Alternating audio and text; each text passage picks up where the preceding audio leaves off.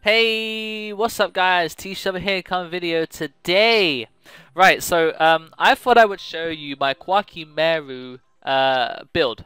This is not like finalized to the point where I'm completely comfortable with it, but this is the one I've been messing around with. I think when I did my Koa'ki Meiru's is now a competitive video, there was a few different changes, and I think a few people mentioned them in the comments. There was a few things like tour guide, which wasn't in there before, but I want to go through the deck. I want to talk about different aspects. I want to sort of talk about my perspective on the deck, good and bad points, whether or not it's actually viable, and so on. And there's a lot of improvements to be made with the deck. I have to keep switching cards around back and forward. I think you should generally ignore the side deck because I've just put stuff in that's generically good right now, like Nobleman of Crossout, stuff like that. But generally, I'm pretty okay with the deck. I just want to talk through it. So we start off with the six, right? The big six.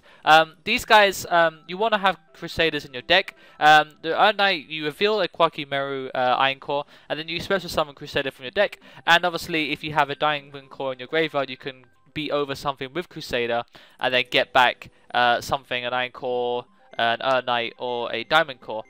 6 is the thing. You can't ever go lower than that because you need to, if you can, resolve Knight 3 times in one game. It is possible with stuff like Tensu, Soul Charge, stuff like that. But you know, on their own, you know, they are 2000 and 1900 beaters, and then if you have Tenki and Tensu, 2200, 2100 Crusader is so good, you know. And also Crusader, if you destroy a monster with equal tap point like Thunder King, you can get itself back from the graveyard because it activates even though it destroys itself. So anyway, moving away from these guys, let's move on to Fire Fist. I put a Wolfbuck and 2 Bear. You could easily play 3 Bear, but as I said before, Hoban's theory on Fire Fist, which is pretty valid, about how if you have too many normal summons in your hand, you are literally negging yourself. You can't really summon multiple ones unless you have a Tensu. So you can run multiple Tensu, which I was running for quite a while, but I brought it down to 1 because I need to make space for like a second Soul Charge and Upstart Goblins and stuff like that. But the Upstart Goblins are not completely necessary. So I brought Bear down to 2 because if you need it, you will Tenki for it, and that's kind of how it is. And then obviously you follow up with a Bear later on in the game. I run 2 tour guides, and I want to specify this. You basically use your tour guides to special summon from your deck. Oh, you special summon another tour guide, and you make Invoker, and then you detach and summon an Knight from your deck, reveal a Iron Core, special summon Crusader, make whatever you want. So you get Invoker on the field, and suddenly you can now start making rank 4s out the wazoo. But the problem is with that is that Invoker is incredibly weak. Tour Guide is such a target for Veiler. If you get Veilered by Knight, then it's fine because you reveal an Iron Core which costs you nothing, and then it's fine because you probably have a Beast Warrior in your hand in the first place, so you're good. Or you have Diamond Core in your graveyard to protect it for a turn. Well, until you know, your end phase, so it doesn't die. Tour Guide is not really that useful. I mean, I've been playing it because a lot of people on DevPro still haven't really grasped meta yet. You know, you still play a lot of random shit, but at the same time, Tour Guide is such a target for breakthrough skill, so many things, warning and stuff like that. And I'd rather they warning something else. You know, something like Crusader or something like that. You know, I don't know. It's just something better. Because I'd much rather just do the Knight play into Crusader, a bit more control aspect, so I can actually control what I'm doing. I could take a tour guide out, put in a Tensu instead, and play a bit more like that because it's just better. You know, I was running 3 Maxi. I felt like it was really important against certain decks because this deck can be quite slow if it goes second. But at the same time, I was running 3 and I kept playing decks where it wouldn't be very good, like Gears, Boojins. Against Boojins, the card is terrible. But generally, if you want to deal with Boojins, you generally go into Ragnar 0 if you have to. But you know, it's okay. But it's, you know, it's a decent out, I suppose. But it's okay. You run the 3 Iron Core because you want to see it as fast as possible, and if you really need to, you can discard the Iron Core for the effects of them in the end phase. But generally, you don't want to do that. So moving away from that, you know, it's pretty standard that you play 3 because you want to see Iron Core and an Knight in your hand first turn if you can. It's 2 Soul Charge. I was playing one of them, but I realized that a lot of the time, like Exiton and stuff like that, you can just blow up the field and control the game. It does demand. This kind of deck demands that you play a lot of back row, but to be honest, I need to find out what cards I can play to kind of optimize back row, you know, because I want to have like at least 10 back row so that I can, you know, go Tiger King set 3 or something, because it's much more powerful than what the deck can do right this minute. Moving away from that, I put 3 Upstart Goblin because the deck was having a little bit of consistency problems. I was running 2 Pot of Duality, and I was running some other stuff as well, like a third Tensu, a second Tensu, and I think it was a third MST instead of them. But I found that they just did better. Like, you know, it was a 37 card deck, and I want to get to my Diamond Core, my Iron Core, my Ur Knight as fast as possible. But however, you know, Upstart Goblin does allow you to draw into Crusader, which is kind of a pain, because obviously once you have 3 Crusaders in your hand, your deck starts to fall apart a little bit. But overall, Upstart Goblin is pretty good. You know, you do your whole shenanigans and you go Upstart Goblin into traps, which is pretty nice. Duality at 1, as I said before, it's kind of good, you know, but a lot of the time it does sit in your hand because you're special summoning every turn, and that's annoying. But you know, you can go Duality, Tanky, get Bear, so that's always a nice little startup play. I run 2 MST because I run 2 Lance, so therefore I can summon something, they go Torrential, I Lance, and it's all good. And it gets run stuff like Wire Tap as well. And obviously with Bear, you can they attack you with Thunder King or something, and you Bear, and you know, you find a Forbidden Lance, and you get a free Tenki from your deck, which is nice. Tensu at 1, the free Tenki, because you want the consistency, yo. I want to go through the traps now. Solemn Warning, pretty standard stuff, but as I talked about in my video earlier today, talking about how Sanctum is just like a bitch.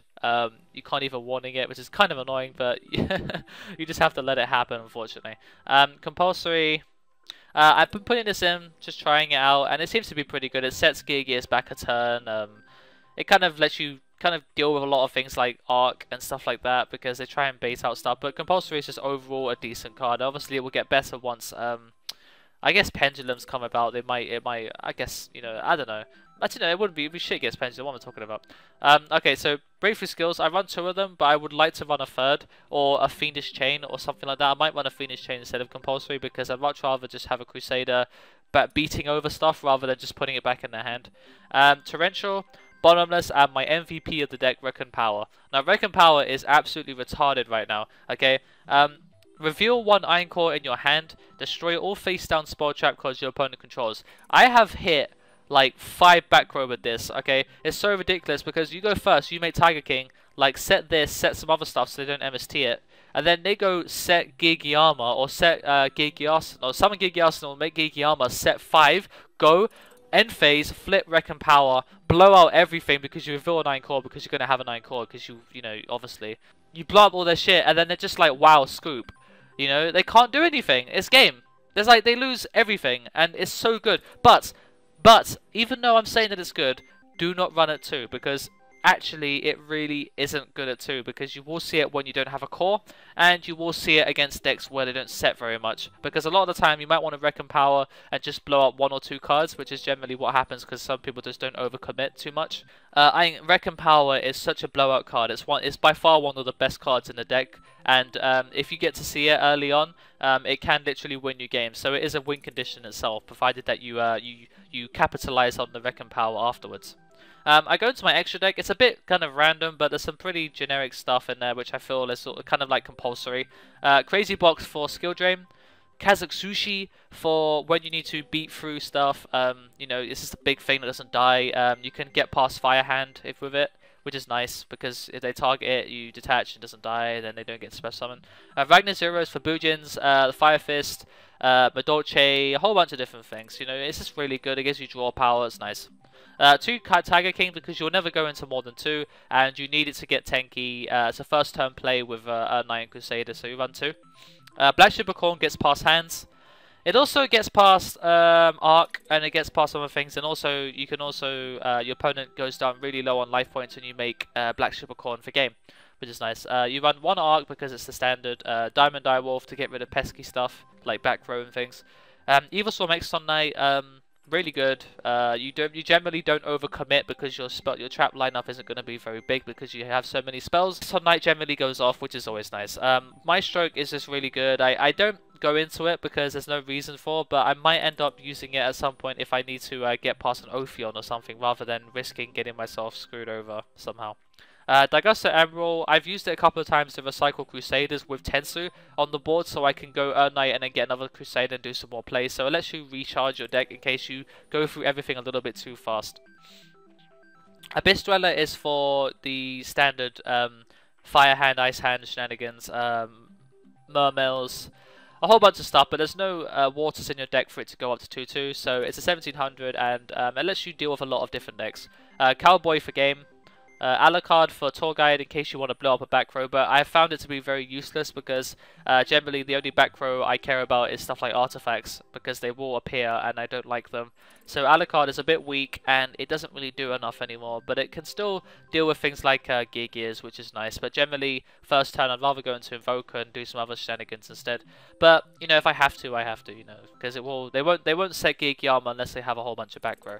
Now, if from my drafted side deck, debunk Rivalry of Warlords because the only type you're really going to be using is Beast Warriors. Night Imprisoning for Bujins, I guess you could run Royal Decree because you're not running many traps. You could take these out and then put in Nobleman of Crossout, keep this in because he's broken. But Dimensional Fissure, you know, Soul Drain is a very, very lenient side deck. You can put whatever hell you want into it, but stuff like Nobleman is pretty important, and the third MST, probably a third Maxi if you're playing against shit like Hieratic Rulers and stuff like that. Thanks for watching, guys. I want you to comment down below your opinions on my build. I think there's a lot of stuff to be improved, different ratios. Maybe there's a card that I just haven't thought about, which is really good for the deck, which I just haven't bothered to try. I did try Gyoku for one point, and it was okay. You know, it was okay, but I felt like using stuff like Forbidden Lance and MST and having Diamond Core banished to prevent your Koa'ki modes from being destroyed, I thought that was just a better option. So if you feel that there's a different card I could probably put in, maybe changing a few different things, just put like minus something, add something, do all that stuff, and give me some justification. Don't just say this is a good idea, just give me justification on why you like that particular change. And I want to be able to hear your thoughts on it. I want to optimize this deck to be the best it can be because Koa'ki Meiru is incredibly good and it will get better the more rank 4s come out. Yeah, so thanks for watching, guys, and hope to see you guys in a couple of days. I am going on holiday in a few days, so I won't be able to make any videos. That will suck, but I'll probably be back later in a week or something, or next week. So I hope you guys enjoyed watching, and until next time, the Thetcglover is out.